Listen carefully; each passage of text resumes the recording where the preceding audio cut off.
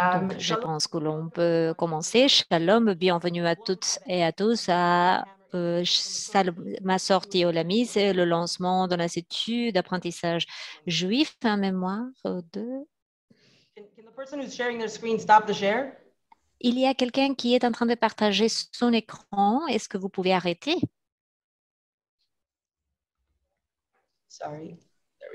Pardon, on y va. D'accord, ça y est.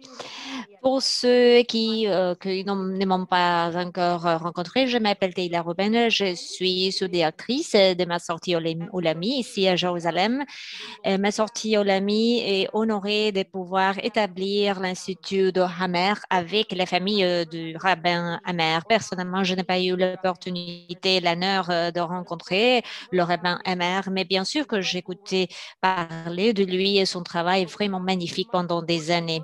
À travers les derniers mois de mon travail avec la famille du rabbin Hammer et avec ses collègues, j'ai été complètement surprise de savoir l'homme incroyable qu'il a été. Votre réponse et votre participation à cet événement est un échantillon de ce que j'ai raté. Je suis avec Mauricio Balda, notre directeur exécutif, et l'équipe de ma sortie Olami veulent honorer ce travail, le travail du rabbin Amer. Avant de continuer avec la totalité du programme, je voudrais discuter de questions tout simplement logistiques. Il y a un service d'interprétation simultanée en français, hébreu et espagnol. Donc, pour avoir accès à l'interprétation, vous allez voir en bas de votre écran une icône en forme de map monde et qui dit interprétation. Donc, il faut choisir la langue de votre préférence et vous pouvez choisir l'anglais si il y a des questions dans d'autres langues. La durée de l'événement sera au total de 75 minutes et vers la fin, on aura des questions-réponses. Donc, si vous avez des questions, il faut les mettre dans la boîte de discussion au chat. Maintenant, je vais présenter les modérateurs de soirée, Monsieur le rabbin Harvey Wiener. J'ai eu le plaisir de travailler avec le rabbin Chaim Wiener depuis 10 ans. Le travail qu'il fait dans les communautés ma sortie est vraiment surprenant. Je pense que ce sera le même parcours pour l'Institut de Reuvenhammer. Rabbin Chaim, vous avez la parole. Merci, Teila. Merci à toutes et à tous qui se sont présentés à cette réunion. Pour honorer le rabbin Hammer. C'est un grand honneur pour moi d'être ici avec vous cette soirée. Ma connexion avec le rabbin Hammer existe depuis plusieurs années. Il a fait plusieurs choses, mais entre les choses qu'il a fait, il a été un des fondateurs de l'Institut Charter à Jérusalem, et qui se connaît comme Beit Midrash maintenant. Et il m'a recruté, pour ainsi le dire, dans le programme, et il a été responsable du fait que je suis rabbin aujourd'hui, qui fait partie du mouvement Ma Sortie.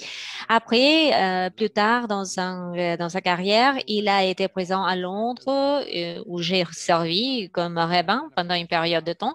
Et puis, lui et Rachel m'ont rejoint dans mes parcours à Éthiopie, par exemple, le Maroc et plusieurs lieux, plusieurs pays, comme part de mon expérience comme rabbin. Donc, c'est un honneur pour moi d'être une des personnes ici qui désire honorer le rabbin Emer et qui fait partie de la création de l'Institut Emer.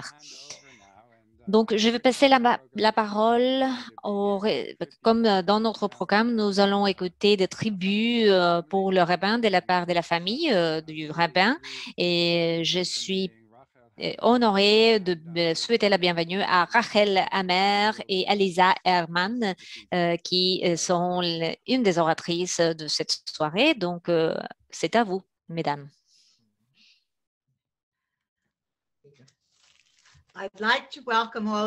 Je voudrais vous souhaiter la bienvenue au lancement de l'Institut Reuven Hammer pour l'apprentissage ma sortie. C'est Magnifique de voir tant de collègues, des amis, des membres de la famille depuis différents continents qui se sont présentés aujourd'hui pour honorer sa mémoire.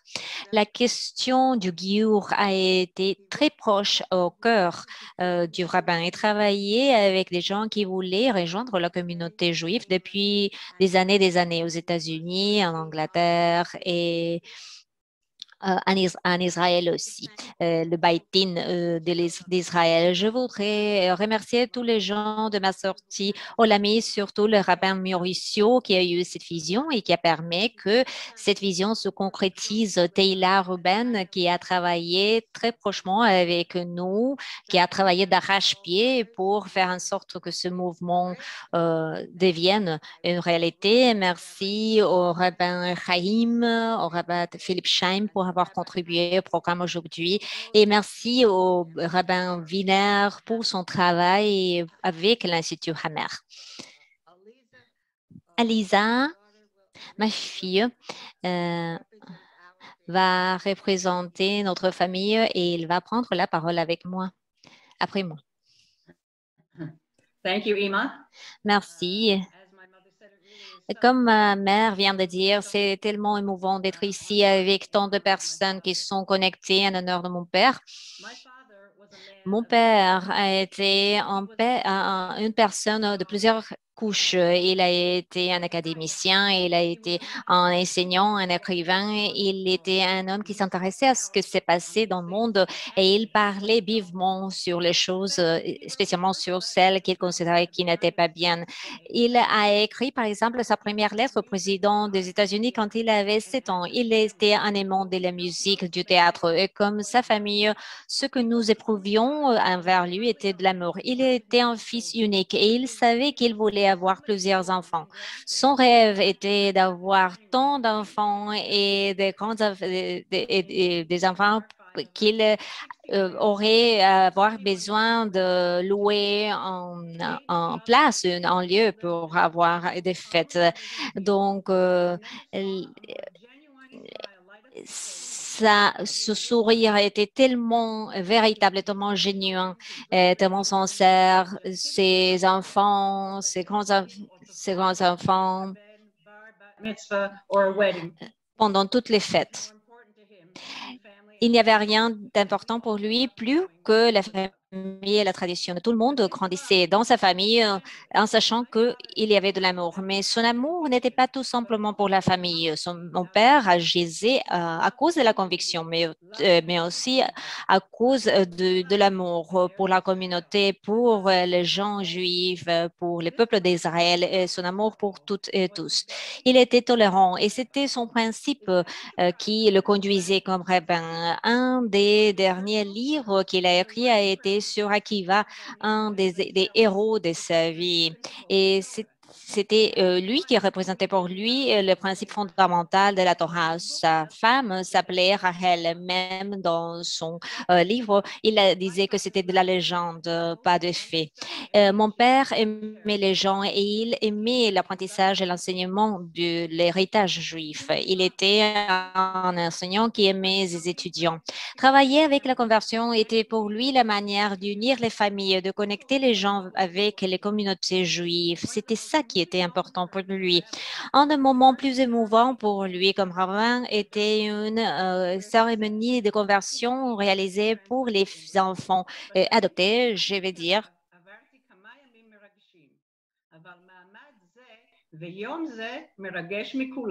כי אנחנו מקיימים מצווה גדולה ומביאים את הילדים והילדות האלו לתוך עם ישראל ותחת כנפי השכינה. בזה אנו ממשיכים את עבודתם הקדושה. Parole en hébreu, puis elle va les traduire. שלפי המדרש הביאו אנשים רבים לאמונה והכרה בקדוש ברוך הוא, ואת הקו של הלל הזקן, שלפי סיפורים רבים קיבל גרים אפילו בתנאים קשים, בנחת ובנועם. And in English, in my life en anglais, dans ma vie comme rabbin, j'ai eu plusieurs moments émouvants, mais ce jour-là est le plus émouvant de tous parce que nous réalisons un Brit Mitzvah et nous apportons ces enfants sous la communauté juive. Comme ça, nous continuons le travail d'Abraham et Sarah qui, selon le Midrash, ont apporté la foi à plusieurs gens. Et qui ont accepté le converti avec amour et tolérance, même dans des circonstances difficiles.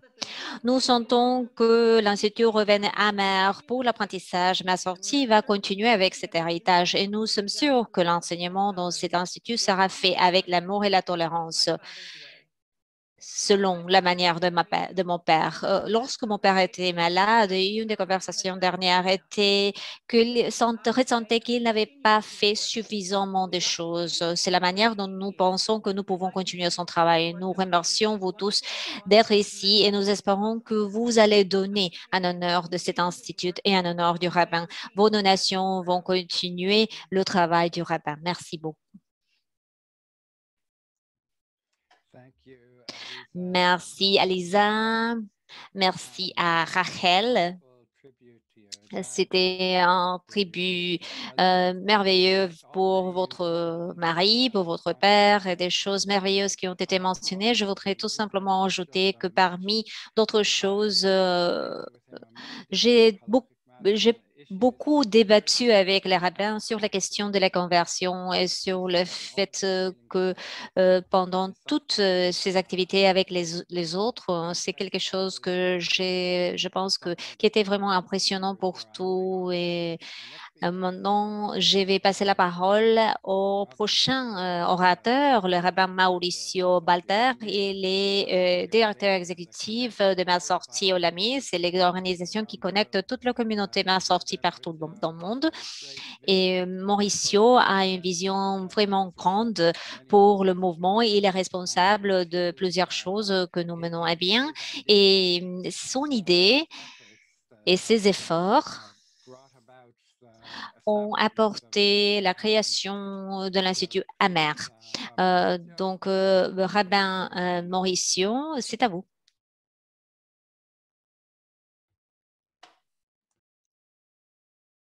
Mauricio, just unmute yourself. Il faut que vous allumiez votre micro. Voilà, voilà. Merci, Teila. Merci, Chaim. Merci, Rachel, Alisa.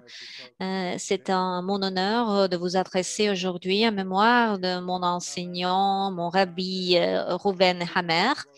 Je vais parler de deux questions. Je vais être très bref.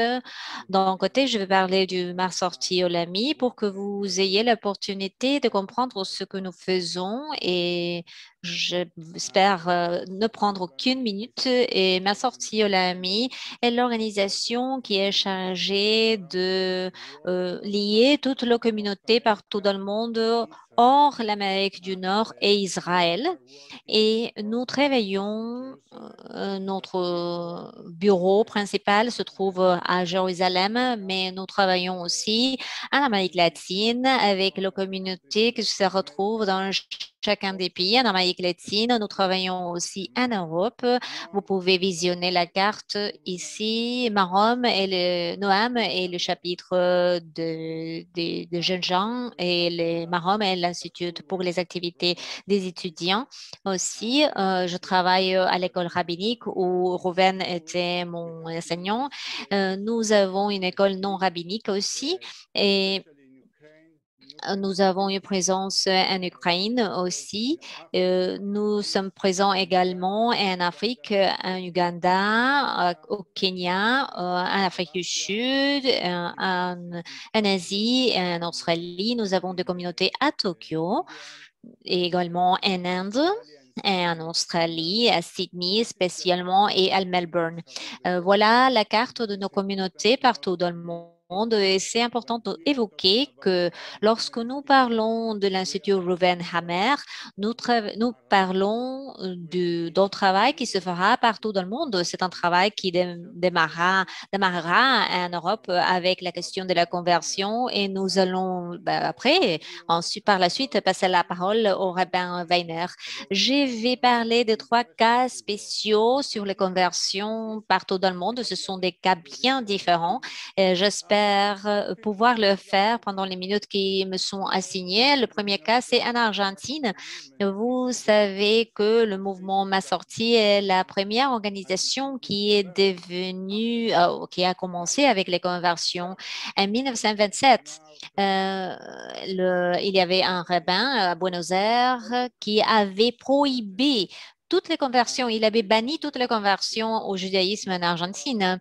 Euh, Surtout avec le rabbin Marshall Mayer, nous avons commencé avec toutes les conversions en Amérique latine et maintenant il y a un séminaire rabbinique avec une assemblée rabbinique et qui se retrouve dans la zone et ils sont responsables de pratiquer toutes les conversions. La situation est différente du reste du monde parce que les orthodoxes n'acceptent pas les conversions orthodoxes en Argentine aujourd'hui, même à ce jour. Voilà, je vais parler d'un autre cas tout à fait différent. En Argentine, nous avions un takana qui prohibait et qui bannissait les conversions. Mais nous avons un cas tout à fait différent en Ouganda. C'est le cas d'une tribu qui, il y a plus de 300 ans, ont décidé de devenir partie de la communauté juive.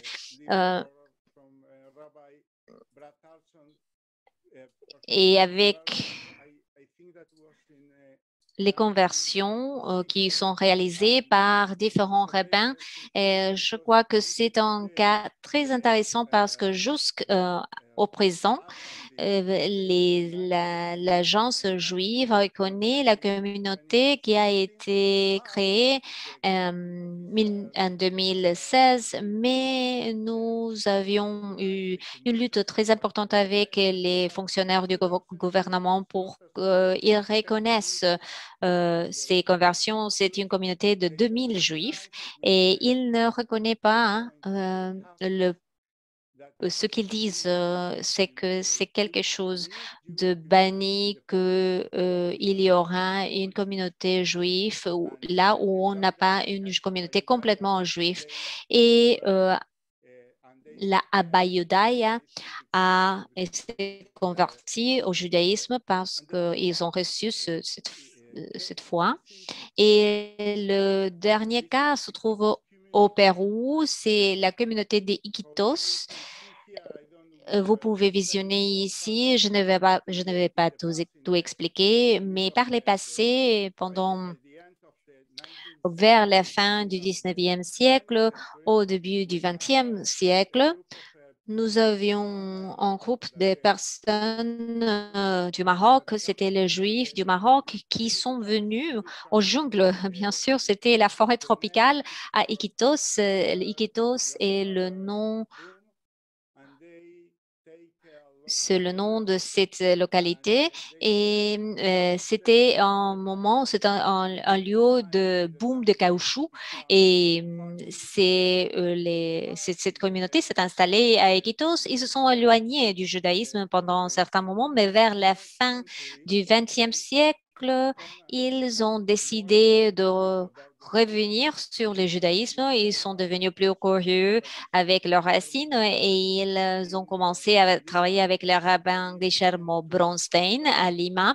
Et c'est comme cela que ces gens ont commencé à se convertir et convertir leurs enfants au judaïsme. Je mentionne ces trois cas différents pour comprendre que lorsque l'on parle de conversion aujourd'hui, nous avons différents scénarios et l'idée de l'Institut Reuven Hammer pour l'apprentissage est de soutenir toutes nos activités partout dans le monde. Nous allons commencer avec l'Europe, mais dans l'avenir, l'idée, c'est de soutenir tout le monde, les gens partout dans le monde qui veulent devenir juifs. Merci beaucoup à toutes et à tous. Merci à la famille Hammer de ce partenariat et j'espère que tous deviendront des souteneurs de ce mouvement et de cet institut. Merci beaucoup. Merci, Rabbin Mauricio. il y a plusieurs histoires très intéressantes partout dans le monde et ce sont des exemples de l'importance de notre travail. Avant de vous présenter le rabbin Roth, je voudrais dire quelques mots sur le Beit Din ma sortie en Europe et le travail de conversion qui se fait en Europe. J'ai eu l'honneur d'être un protagoniste central du travail pour la conversion depuis plus de 30 ans et le Beit Din ma sortie en Europe a été établi en 2005. Nous travaillons partout dans l'Europe et pendant les années, nous avons vu des centaines de personnes partout en Europe qui se sont converties à travers notre institution. Le Beit Din est unique. J'imagine que si on se rapproche de n'importe quel Beit Din dans le monde, la majorité des gens qui se convertent, la raison, c'est parce que ils ont retrouvé des partenaires ou des épouses juifs. C'est une très bonne raison pour se convertir. Mais il y a des gens en Europe qui veulent se convertir à cause de leur histoire personnelle, par exemple, peut-être à cause au Portugal, par exemple, il y a des gens qui veulent regagner leur héritage juif. Peut-être qu'il s'agit aussi de gens connectés à la Shoah et qui veulent revenir sur leur histoire, leurs antécédents juifs. Il y a 70 ans, il y avait il y avait une fille de la Pologne et je lui ai posé la question, quand est-ce que tu t'es intéressée au judaïsme? Il y a 17 ans. Elle m'a répondu qu'elle était à Varsovie en train de boire un café avec des amis et tout à coup, elle a écouté qu'il y avait des gens à côté, assis à la table de côté et qui était en train de parler une langue qu'elle ne comprenait pas, mais pour une raison étrange, elle comprenait absolument tout ce qu'il disait. C'était quelque chose de vraiment surprenant. Donc, elle s'est adressée à eux et leur a demandé dans quelle langue est-ce que vous parlez. Ils ont répondu Yiddish. Donc, elle a demandé à sa grand-mère pourquoi est-ce que je comprends Yiddish. Ah, peut-être que c'était ta grand-mère. Donc, pendant 3 ans, de sa vie. C'était sa grand-mère qui prenait soin d'elle pendant que ses parents travaillaient. Et donc, sa grand-mère avait été une des victimes de la Shoah. Elle prenait soin de cette fille lorsqu'elle était bébé. Et puis, après l'Holocauste, avait planter dans ses filles les semences de son avenir. Et cette fille a décidé d'agir sur cette base et c'est comme cela qu'elle est revenue sur la communauté ou dans la communauté juive. La grand-mère pensait qu'il y avait des gens qui pouvaient nourrir ces semences et leur donner de la vie. Notre travail dans le Beit Din européen et pour les conversions que nous menons partout dans le monde en général, et ont par but de nourrir les semences de l'identité juive qui existent partout dans le monde. C'est une tâche extrêmement importante. C'est quelque chose que nous devons faire. L'histoire nous a donné la responsabilité de faire en sorte que les gens reviennent à leur source, à la communauté juive. À Beit Din, nous sommes dans de la première ligne des efforts, mais une part de ce mouvement, lorsque les gens veulent fonder ou financer nos activités, part de cet effort, c'est l'effort académique, intellectuel, le cadre de la halakha sur lequel nous travaillons. Donc, je voudrais souhaiter la bienvenue au rabbin Roth, qui est un professeur, un enseignant, un écrivain, et il est responsable du séminaire. Il a écrit plusieurs sentences. Euh, il a écrit énormément sur les questions de notre Beit Din. Il a fait beaucoup de travail, plusieurs travaux sur le halakha. Donc, maintenant, je vais lui donner la parole. Rabbin Roth, vous avez la parole. Merci beaucoup. C'est un plaisir, c'est un honneur pour moi d'avoir été invité pour offrir la première séance pendant le lancement de l'Institut Hammer pour l'apprentissage ma sortie. Je voudrais remercier la famille Hammer de tout mon cœur de m'avoir donné cet honneur tellement important. Je voudrais que tout le monde comprenne que je ne parle je ne vous parle pas comme un halakha prosaïque qui décide sur les questions de la loi. Je n'ai pas l'intention de vous donner une décision légale spécifique sur toutes les questions que que j'ai mentionnées. J'ai décidé aussi de me limiter au temps assigné. Hmm. Bien que j'ai la suspicion que je pourrais parler de ce sujet pendant 3 heures, mais je sais très bien que par souci de temps, je dois être très brève. Donc, je vais essayer de respecter les temps assignés. Cela veut dire que je ne peux pas gérer ou mentionner toutes les choses que je vais mentionner dans le degré de détails qui seraient nécessaires. Ce que je souhaite de faire, c'est de vous présenter les sources primaires euh, pendant ce lancement.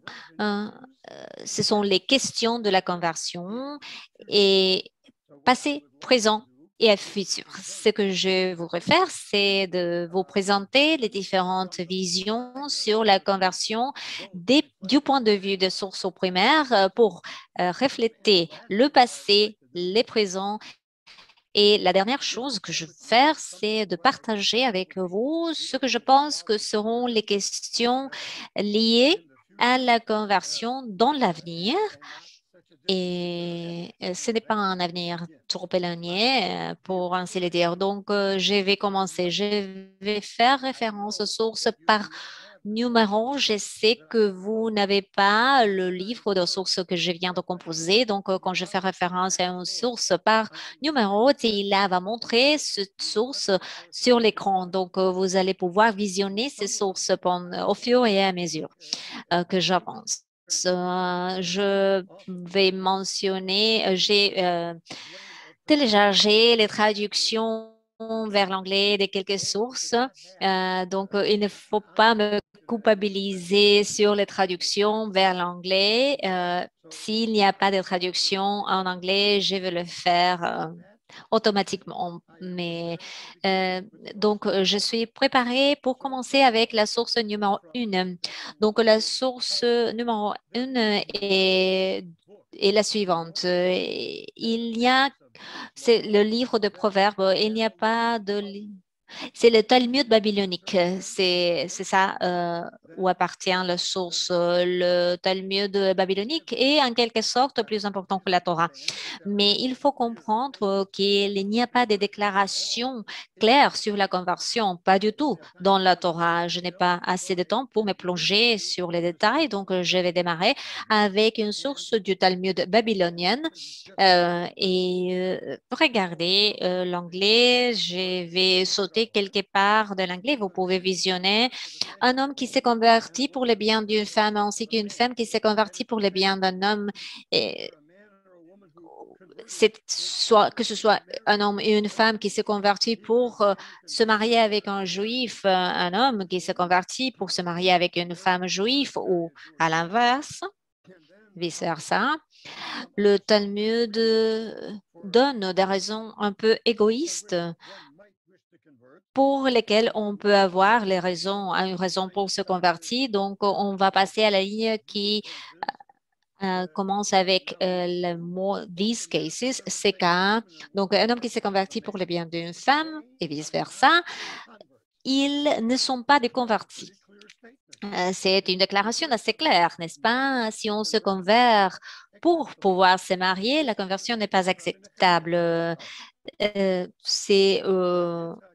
C'est une déclaration de Rabbi Nehemiah. La halakha est conforme à la déclaration de celui qui dit qu'ils sont tous convertis. Donc, maintenant, nous avons un désaccord ici dans le Talmud sur si la conversion pour pouvoir se marier est valable ou non. ou est valide ou non, avant de passer à un couple de sources qui parle de ce qui doivent être acceptés par la loi. C'est important de regarder les derniers paragraphes dans la source numéro 1. Vous pouvez les visionner. Ça commence.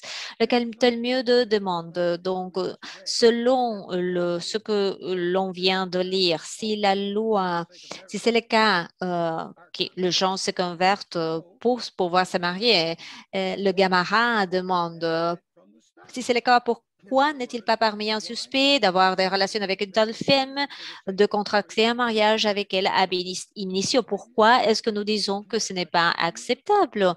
Euh, il faut voir l'implication de cette question, c'est que c'est évident que euh, euh, euh, la conversion pour pouvoir se marier est quelque chose d'inacceptable. C'est une raison inacceptable. Donc, le Talmud dit, selon la vue du rabbin Rav,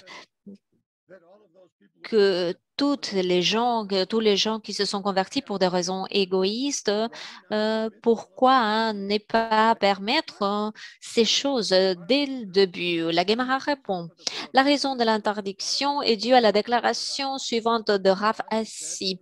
Comme Rav Assi a dit par rapport à ces cas-là, du livre de Proverbes, écarte de ta bouche la fausseté, éloigne de tes lèvres le détour. Je vais expliquer cela à vous. Cela veut dire que la bouche fausse ou les lèvres qui veulent détourner quelque chose veulent dire que oui, je veux me convertir parce que je veux devenir juif. Je suis amoureux du judaïsme, mais ce n'est pas vraiment le cas.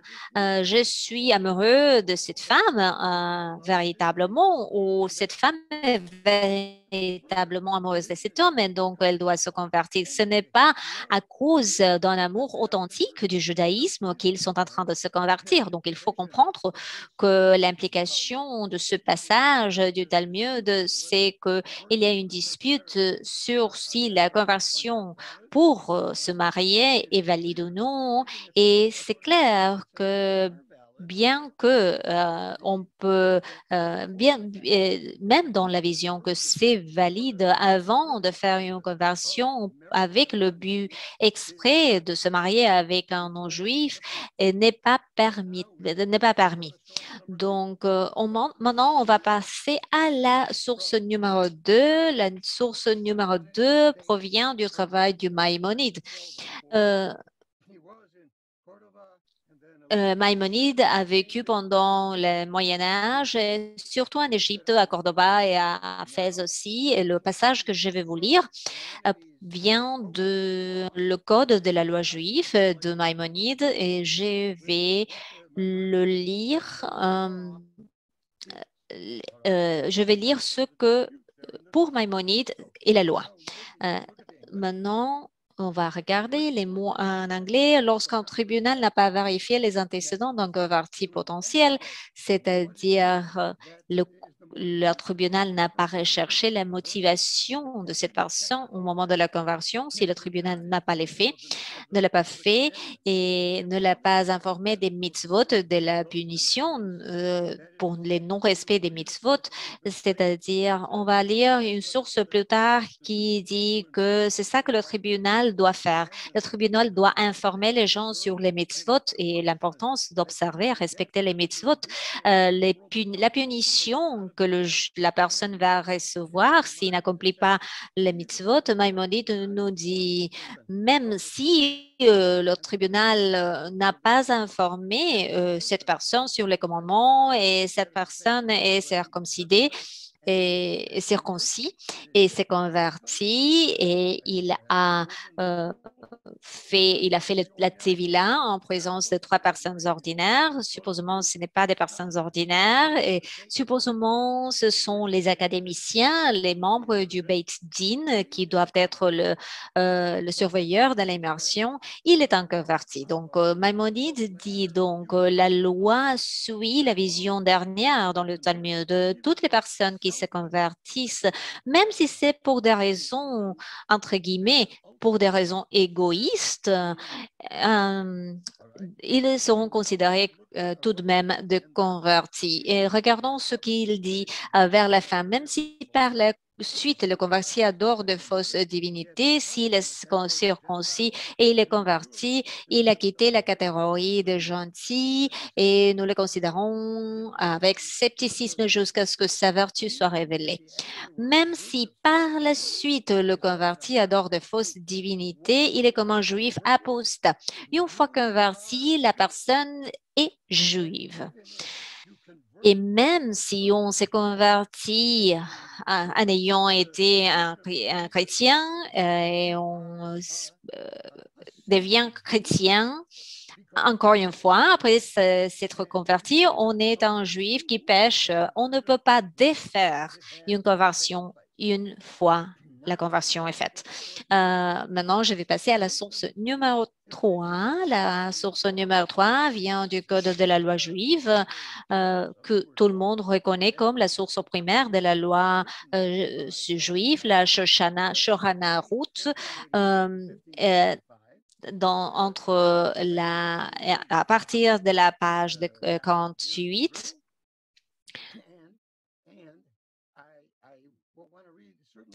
Je vais lire la première partie de cette citation pour vous parce que ce que l'on fait dans ce cas-là, cette partie n'appartient pas au passage de Maïmonide. Ce n'est pas que Maïmonide ne serait pas d'accord, mais il l'inclut quelque part de différent.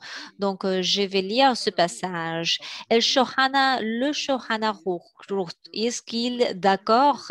Il est d'accord avec Maïmonide sur la loi si on se convertit pour se marier.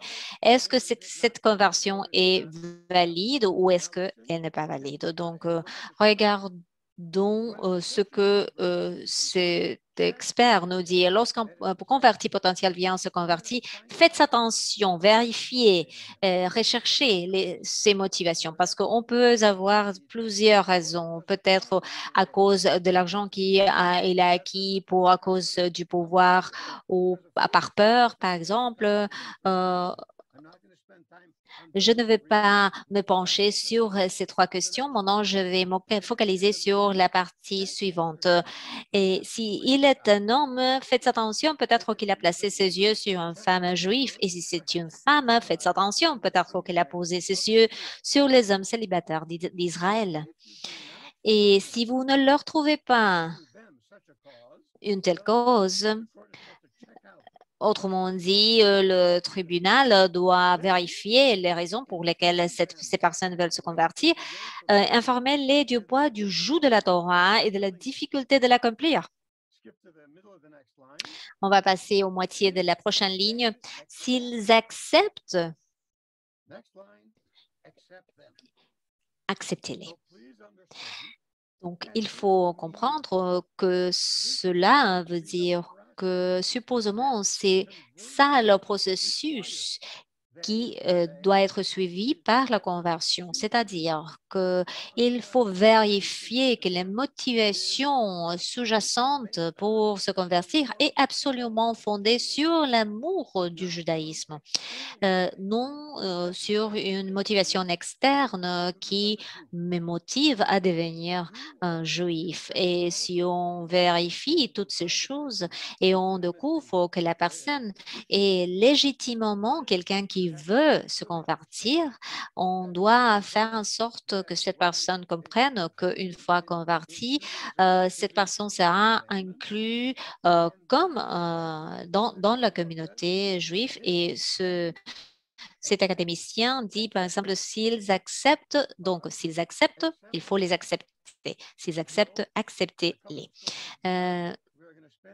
Dans quelques sources d'après, on va passer quelques temps à parler sur la question de l'acceptation parce que c'est quelque chose qui devient le motif ou la raison principale du désaccord. Et vers la fin de ces citations, il est d'accord avec Maïmonide, même si vous n'avez pas vérifié tout cela, même si on n'a pas informé le converti sur le joug de commandement, si le converti s'est circoncis et s'il a fait la tevila,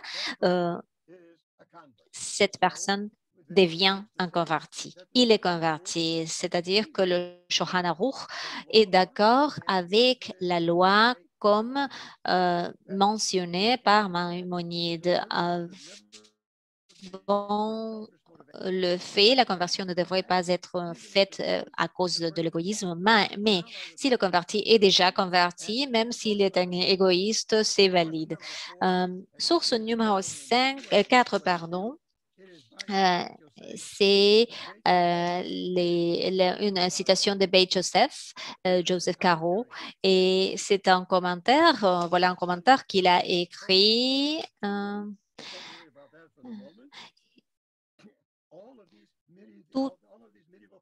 Tous ces commentaires des Moyen-Âge, une des choses qu'ils ont considéré comme quelque chose d'exceptionnellement important de faire, c'est de considérer toutes les sources présentes dans le Talmud et dire comment est-ce que je transformer tout cela dans une totalité cohérente, une compréhension cohérente de la loi. Le Beit Joseph a écrit 2 passages, l'un du volume du Talmud Paul Shabbat et de l'autre de Talmud Menachot. Dans le premier cas, une personne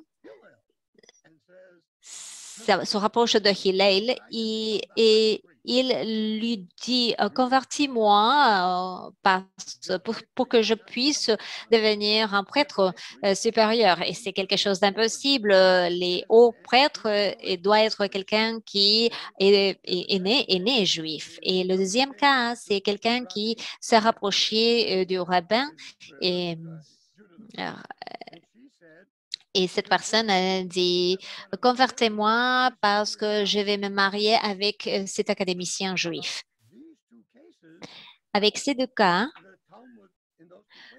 le Talmud dit que Hillel et Judas le prince ont converti ces personnes. Comment est-ce que ça s'est passé?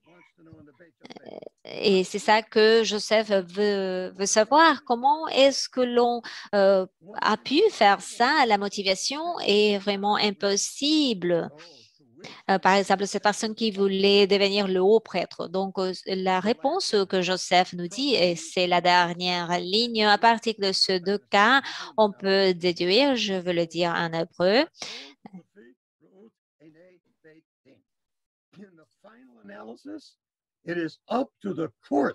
finalement, ça dépend du tribunal, le fait de déterminer si cette personne doit être convertie, de déterminer si cette personne peut être un converti valide et acceptable. Donc, il faut comprendre que cela ne veut pas dire que nous devons immédiatement permettre la conversion pour que cette personne puisse se marier ou pour des motivations égoïstes. Mais si c'est clair, pour le tribunal, que le vote sera positif, c'est le travail du tribunal de le faire. C'est ça pour la source numéro 4.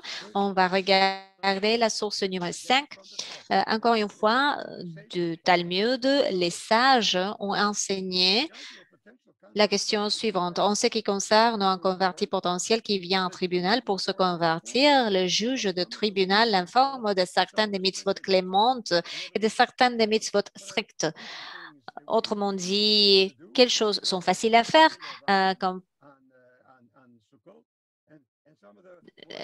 quelques pratiques et les mitzvot plus difficiles à suivre. Par exemple, vous ne pourrez pas mélanger le lait et la viande ou manger un cheeseburger. Mais il ne faut pas les accabler avec des menaces. Il ne faut pas dire c'est impossible, c'est extrêmement difficile. Et il ne parle pas avec lui des détails du mitzvot. Je ne leur donne une leçon si, par exemple, si je mélange un peu de lait avec la viande par accident. Est-ce que la viande est toujours valable? Je n'ai pas besoin de enseigner un converti, un cours entier sur la loi juive. S'il accepte Si le converti dit d'accord, je suis d'accord, il est circoncis immédiatement. Donc, vous pouvez comprendre qu'on donne les exemples sur les hommes, on parle de la circoncision, mais la même question s'applique sur les femmes. Les femmes doivent quand même faire la tevila, même si la circoncision est exclusivement pour les hommes. Donc, la citation que nous avons, il ne faut pas revenir sur la source numéro 3, mais la citation que nous avions dans la quotation, la citation numéro 3 sur le Shorhana Route. Et l'autre, c'est la dernière citation, parle de l'acceptation de la part du converti potentiel. Dans ces cas-là, la question est la suivante. On en parlera dans quelques minutes. Qu'est-ce qu'il faut faire? Qu'est-ce que cette acceptation veut dire? Regardez la source numéro 6. Cette citation appartient à une réponse envoyée à Maïmonide. En premier lieu, je dois vous dire la question. Je vais utiliser non l'exemple que Maïmonide a utilisé. Son exemple, c'est, rappelez-vous, c'est le IIIe siècle. Maïmonide dit, j'ai une esclave non juive et je suis tombée amoureux d'elle. On a dormi ensemble, on s'est couché, on a couché ensemble. Et qu'est-ce que je dois faire? Est-ce que je dois la libérer et puis je me marier avec elle? Mais la même chose s'appliquerait s'il il ne s'agissait pas d'une esclave, si c'était une petite amie non juive et non, je veux la marier. Écoutez ce que Maïmonide nous dit. Une personne qui a une petite amie non juive et qu'on a le désir de la marier, et c'est quelque chose de banni avant les fêtes. La sentence initiale, c'est non. On ne peut pas convertir quelqu'un tout simplement parce qu'on veut se marier avec cette personne. Mais comme on a décidé plusieurs fois dans ces types de cas, on a la permission de se marier avec ces personnes. On peut se marier, on peut libérer l'esclave et se marier avec elle. On peut convertir la femme non juive et on peut l'épouser. Mais la question principale est la suivante. Initialement, c'est quelque chose qui ne doit pas être une raison pour la conversion. C'est quelque chose d'inacceptable. Maïmonide nous dit, et nous avons fait cela comme une takana pour la pénitence, c'est-à-dire nous l'avons fait comme c'est une action que nous avons prise pour le bénéfice des gens qui sont en train de se repentir. Je vais vous dire ce que ça veut dire. Cela veut dire que je savais que, en tant qu'homme juif, je n'ai pas la permission de me marier avec une femme non juive. Je n'ai pas cette permission.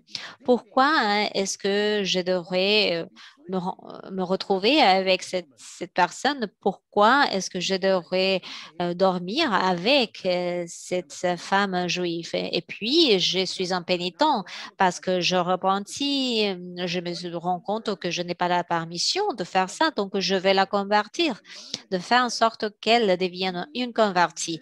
Maïmonide dit donc, nous permettons avant les faits, nous n'essayons pas de bannir ça, nous n'essayons plus de le bannir. S'il y a quelqu'un qui nous dit je veux me convertir pour pouvoir me marier, nous disons d'accord parce que ils ont été persuadés par le juif avec lequel ils veulent se marier ils veulent se convertir pour devenir juifs, pour faire en sorte que ce mariage soit permissible. Est-ce que nous pouvons faire ça? Maïmonide nous dit dans la troisième ligne de cette teshuva, il dit, nous fions, nous dépendons des paroles des sages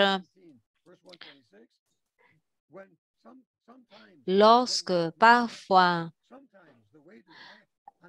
la manière d'agir au nom de Dieu est de violer sa Torah. C'est-à-dire, oui, originalement, je ne veux pas que les gens se convertissent pour pouvoir s'est mariée, mais lorsque ça se passe et la personne est pénitent,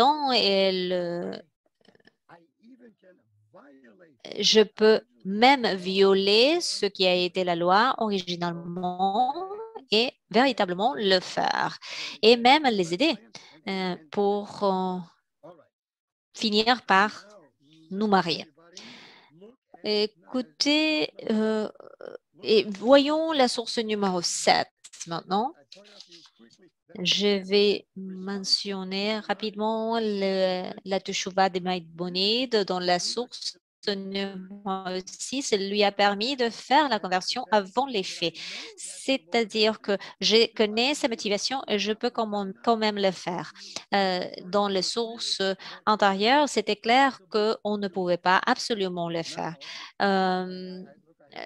Je n'ai que 5 minutes pour le reste de ma présentation. Je vais terminer par quelques commentaires et puis je vais sauter vers la source numéro 12 parce que je voudrais dire quelque chose en matière d'une question qui se présentera dans l'avenir. Observez que Maïmonide et Joseph Caro parle des mêmes choses. La source numéro 7 est une réponse par UCL. Il a été le rabbin principal de l'Israël à partir de 1939. Donc, est-ce que cette réponse, je ne veux pas la traduire de l'hébreu, il permet la conversion au nom du mariage ou convertir quelqu'un, même si nous savons que cette personne ne va pas accomplir les mitzvot. Donc, la source numéro 8 est une autre réponse apportée par le même rabbin et cette teshuva dit la même chose. Elle dit que ce n'est pas possible de dire vous devez accomplir les mitzvot parce que sinon je ne peux pas vous convertir. Il n'y a pas de stipulation, de déclaration dans cette ligne. Ben Zayan Rouzi dit exactement ça. C'est-à-dire que maintenant, je vous signale, depuis le Moyen Âge, même pendant le XXe siècle, ce sont des déclarations qui permettent la conversion pour pouvoir se marier et elles disent qu'il n'y a pas de déclaration sur le besoin d'accomplir les mitzvot pour être un juif. Pour être converti, il se corrige. Mais rappelez-vous que dans une source intérieure, nous avions lu que le tribunal doit dire aux convertis potentiels que les mitzvot existent et si ce converti potentiel l'accepte, il peut se convertir. Donc, qu'est-ce qui se passe au sujet de la conversion? Qu'est-ce que l'acceptation, pardon? Nous devons dire, selon les visions que je viens de lire, l'acceptation veut dire que j'accepte les mitzvot comme quelque chose de contraignant, mais non nécessairement que je vais, ça ne veut pas dire que je vais les obéir. Donc, je suis d'accord avec le fait que les mitzvot sont la loi, mais peut-être que je ne vais pas les obéir. Nous devons comprendre cette partie. Le besoin d'accepter doit être compris depuis tel point de vue. Voilà une autre citation du Talmud, la numéro 9. Dans le cas d'un gentil qui vient de se convertir et prend sur lui d'accepter les paroles de la Torah, à une exception près. Donc, la personne dit, je vais accomplir tous les commandements, mais je ne veux pas respecter la cacheroute. Donc, Rabbi Yossei dit, même si il y a une exception qu'il n'accepte pas, il ne sera pas accepté comme converti. Donc, qu'est-ce que je peux faire? Maintenant, je vais dépasser le temps assigné un peu. Je ne vais pas lire pour vous les sources numéro 10 et numéro 11, mais je vais vous raconter de quoi il s'agit. D'un côté, c'est une source d'Andalousie et de Moshe Feinstein qui est né en Russie pendant la fin du XXe siècle. Et il a été un des rédacteurs de la loi juive plus importante aux États-Unis. Cette personne a reflété la vision qui est devenue la vision préliminaire ou primaire ashkénazi. Et c'est une vision qui reflète aussi la perspective des tribunaux approuvés par le rabbinat principal en Israël. Je vais dire quelque chose brièvement. Ils disent que quand le Talmud dit, quand la Gemara dit que les convertis acceptent, les ont acceptés, cela veut dire que les convertis sont d'accord avec le fait qu'ils doivent obéir ces lois. Par conséquent, Moshe Feinstein et l'autre académicien disent que si ils ont dit cela et puis ils n'accomplissent pas ces mitzvot, la conversion n'est pas valide. Donc, on ne peut pas les accepter avant les faits si on sait déjà qu'ils ne vont pas obéir, mais s'ils même disent qu'ils allont obéir, mais puis ils n'obéissent pas, la conversion est considérée comme non valide. Donc, pendant une minute, on va considérer la source numéro 12.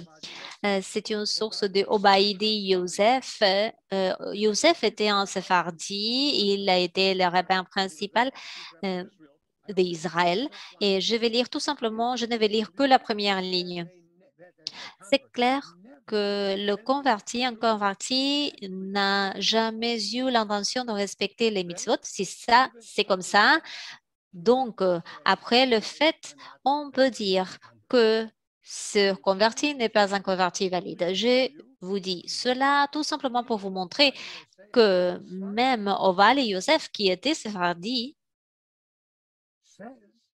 même lui, il a dit que si c'était toujours clair que le converti potentiel n'était pas prêt à obéir les commandements, donc ce n'est pas valide. Mais si on n'est pas certain, et même si il n'obéissent pas, c'est valide quand même. Mais c'est une modification de la position relaxée que l'on a citée du Shulchan Aruch de Maïmonide et surtout de la part de Maïmonide. On va regarder la source numéro 13 pendant une minute. Je vais dire une petite chose sur cette source. C'est une norme de pratique rabbinique concernant la détermination de l'identité juive et adoptée par le mouvement conservateur pendant les années 50. Donc, c'est une norme de pratique rabbinique.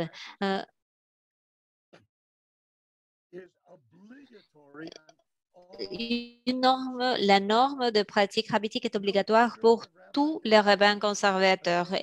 Aucun rabbin conservateur peut violer un standard, une norme de pratique rabbinique. Et si ce rabbin fait cela, il peut être expulsé de l'Assemblée rabbinique s'il viole ces normes de pratique. Ces normes de pratique rabbinique ont deux éléments. Premièrement,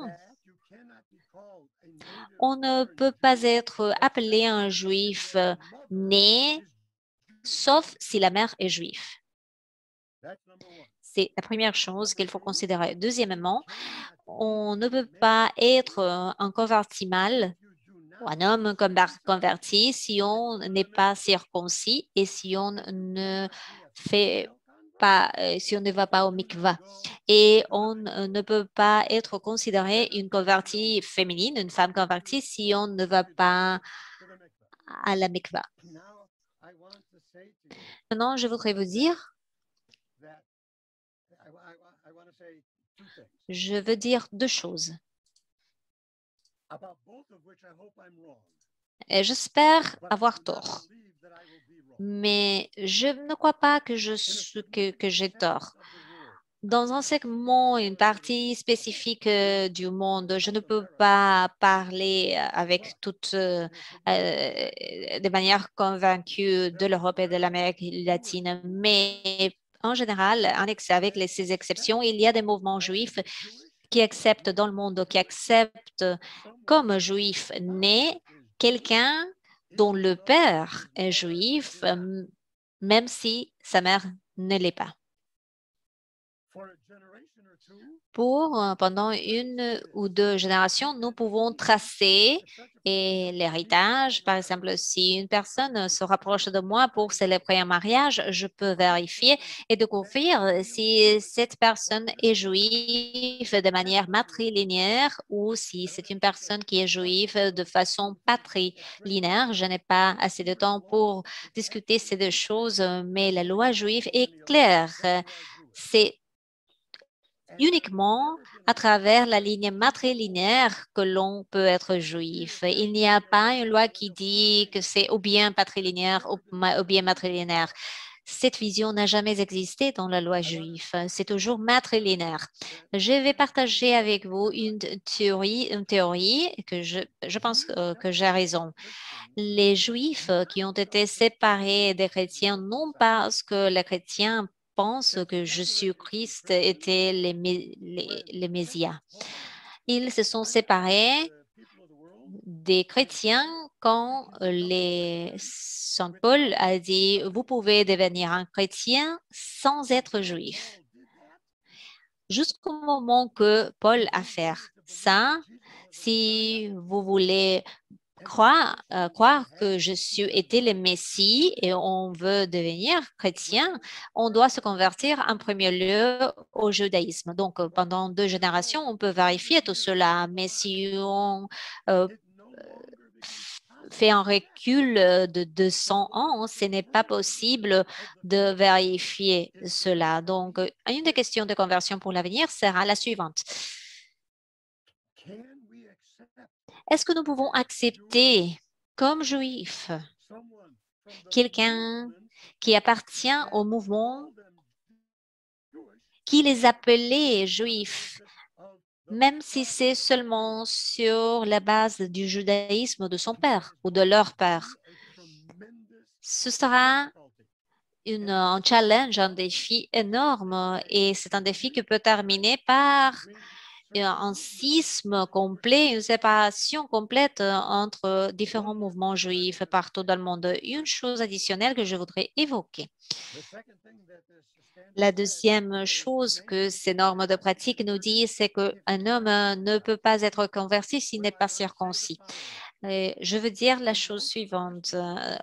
Dans la majorité du monde occidental jusqu'au temps récent, c'était très habituel que tous les hommes ou tous les garçons étaient circoncis immédiatement après la naissance. Donc, c'était quelque chose d'inhabituel pour un homme non juif de se rapprocher à un rabbin et lui dire, je veux me convertir et que le rabbin découvre que l'homme n'est pas circoncis.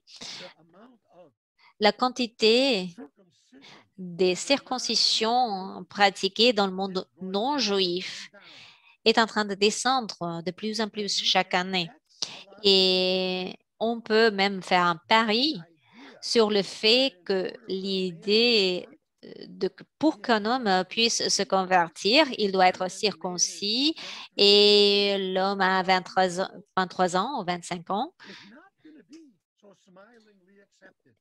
C'est quelque chose que cet homme ne veut pas accepter tellement heureusement. Et cela va créer plusieurs problèmes dans le monde juif. J'espère avoir tort sur ces choses. J'espère que dans 70 ans, dans 100 ans, nous ne sommes pas arrivés au point que je viens d'évoquer. Mais je dis que cette présentation s'appelle question de conversion passé, présent, futur. Je vous ai montré le passé, le présent, j'ai montré la vision plus stricte du monde ashkénazi pendant le 19e, 20e siècle et pour l'avenir, ma prédiction sur les problèmes qui peuvent se présenter et qui ne préoccupent personne maintenant. Reuven Hammer serait parmi ceux qui seraient prêts à consacrer des mois, des années à rechercher sur ces questions-là, qui seraient prêts à considérer, évaluer, explorer ces questions et qui seraient prêts à offrir une décision légale. Ma dernière phrase est de vous rappeler de ma première phrase. Mon propos aujourd'hui n'a pas été de offrir des sentences légales. J'ai été tout simplement intéressée au fait de vous présenter les sources, au fait de vous présenter les questions. Fréquemment, j'ai fait des décisions légales, mais ce n'était pas mon objectif d'aujourd'hui. Mon objectif a été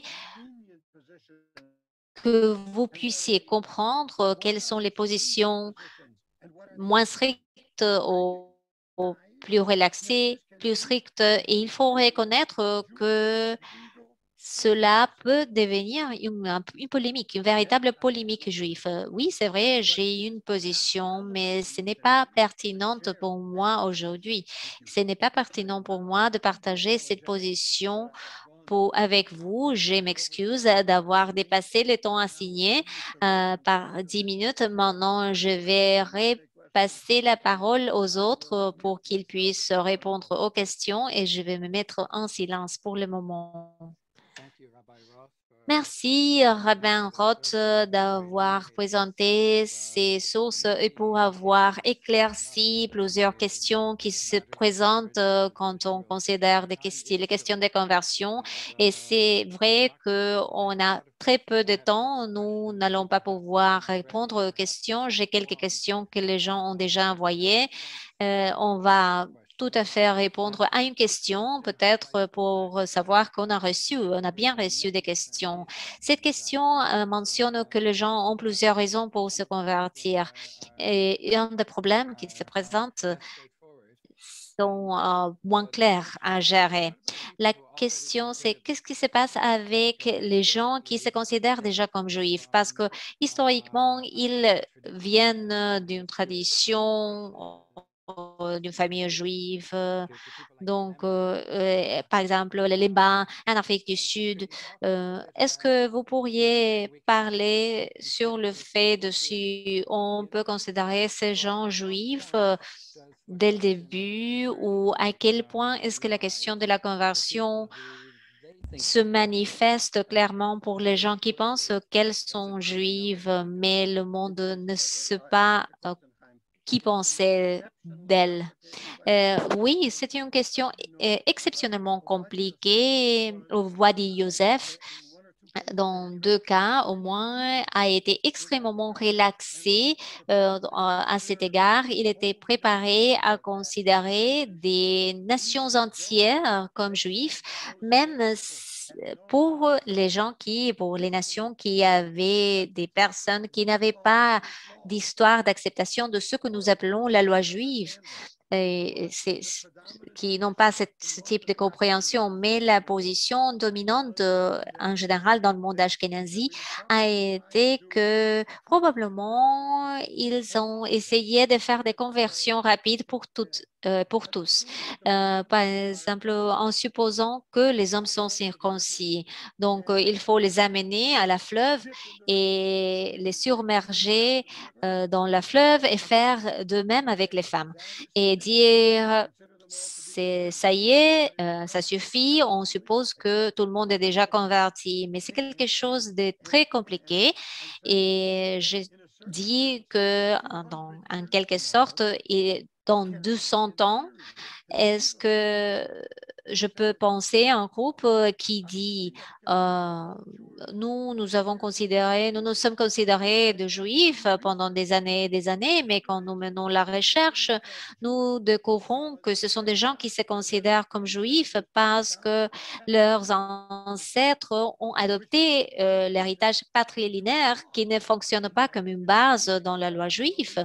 Donc, c'est quelque chose qui va être complètement compliqué. Et si un groupe de juifs dit, par exemple, il faut les accepter comme juifs sans conversion, et si un autre groupe de juifs dit, non, non, ce n'est pas quelque chose d'acceptable, c'est comme ça que nous terminerons par diviser le peuple juif. Et c'est ça l'avenir qui est un vrai cauchemar pour moi. Merci beaucoup. Malheureusement, il n'y a pas assez de temps pour davantage de questions, mais vos commentaires ont éclairci ce sujet tellement compliqué et c'est quelque chose qui ouvre la possibilité d'une conférence pour l'année prochaine. Je ne sais pas si on l'aura, mais j'espère que nous allons pouvoir continuer à explorer ces questions dans l'avenir. Je pense que c'est le moment pour passer à la partie finale. Je voudrais inviter le rabbi Philippe Scheim. Il est le président de Massorti Olami et c'est celui qui nous a organisé, qui organise tout notre travail. Et c'est lui qui est responsable de plusieurs choses que nous faisons. Et maintenant, je voudrais inviter le Rabbi Chaim pour qu'il partage sa remarque de clôture. Merci, Chaim. Merci à tous. L'Institut Ruvenheimer pour l'apprentissage m'a sorti. C'est un nom parfait, véritablement, sur plusieurs niveaux. L'Institut, qui est le sujet de notre conversation, se centre sur la conversion au judaïsme pour approfondir et faciliter l'apprentissage et les démarches qui sont nécessaires pour devenir juif pour tous les convertis potentiels partout dans le monde. Mais le nom de l'Institut sert comme une mémoire du lien fort entre le Rabbi Hammer, le judaïsme massorti, l'apprentissage juif. Pour moi, personnellement, et pour toutes les personnes qui nous ont rejoints, Rouven a été notre enseignant. Il était responsable, il a introduit, il m'a il m'a présenté à mes compagnons de l'école rabbinique et il a parlé des challenges, des défis de la vie en Israël. Il s'était consacré aux ces principes de tout son cœur. Il continue à nous enseigner à travers ses articles de journaux, ses livres, et je suis sûre que plus de 1000 rabbins utilisent ses livres et ses publications. Donc, s'est présenté dans plusieurs congrégations. Il était presque toujours en compagnie de sa Rachel et même dans ma propre congrégation un an avant son décès. Rouven continue à nous enseigner et son nom est toujours inséparable de l'apprentissage juif dans sa version la plus passionnée. Le judaïsme massorti est un de fondateurs et comme un des fondateurs du mouvement massorti, il et comme fondateur de ce qui après été connu comme Beit Midrash, l'Institut des études juives, qui après s'appellerait l'Institut Charter, Rouven a joué un rôle fondamental dans la carte de la communauté israélienne et pour l'avancement de l'apprentissage juif et massorti. Et il a été toujours engagé à toutes les communautés juives partout dans le monde. Et notre réunion aujourd'hui, avec tant de participants, montre son engagement avec cette communauté. Et c'est quelque chose qui est présent partout dans le monde. Comme un des présidents passés de l'Assemblée rabbinique, le rabbin Hammer a toujours affirmé son rôle comme le rabbin des rabbins, l'enseignant, le mentor, le défenseur pour plusieurs personnes partout dans la communauté. Oui, l'institut que nous lançons aujourd'hui ne pourrait pas avoir un nom plus convenable. C'est l'Institut Rouven Hammer pour l'apprentissage juif massorti. Avant de conclure, je voudrais exprimer mes remerciements. En premier lieu, l'enseignant de plusieurs personnes, le rabbin Roth, et s'il est toujours un enseignant fantastique, mon cher ami, le rabbin Myers, pour établir le lien entre ma sortie au Lamy et la famille Amer et l'ouverture de l'Institut Amer. Mon collègue, le rabbin Mauricio Balter, le responsable de l'Institut Ma sortie au Lamy, il a nous aidé à concrétiser cette vision, à part toutes les choses merveilleuses qu'il fait tous les jours. Et le rabbin Chaim Wiener pour son travail dans l'Institut Amer, qui est l'animateur de cette réunion, et comme membre de Ma sortie Europe et comme membre du Beit Din. Et, Teila qui a ouvert le programme. Sans Teila, on ne serait pas là. Teila travaille d'arrache-pied pour cela et elle nous aide à accomplir notre mission dans toutes les choses que nous entreprenons. Merci à toutes et à tous qui ont fait partie de cette réunion. Merci aux donateurs. Merci aux personnes qui continueront à soutenir le travail de l'Institut Amer. Et dernièrement, nos remerciements à la famille Amer, notre Rachel, les 5 enfants, Aura, Alissa, Tov, Halel. Merci de votre dédication, de votre vision, de votre soutien au moment d'ouvrir l'Institut Amer au nom de notre rabbin bien-aimé. Et merci au coup. Nous devons vous remercier individuellement tous pour partager votre mari, votre grand-père, votre père à travers les décennies. Cela nous donne l'opportunité de profiter de ce moment avec vous pour bâtir nos communautés, pour les renforcer, pour devenir des juifs, des meilleurs ma sortie juifs. Merci à toutes et à tous. Et nous savons que c'est en mémoire de notre Rouven Amer bien-aimé. C'est une bénédiction de l'avoir et c'est quelque chose qui nous aidera à allumer notre chemin vers l'avenir. J'espère que vous aurez une bonne soirée, une bonne matinée. Prenez soin de vous et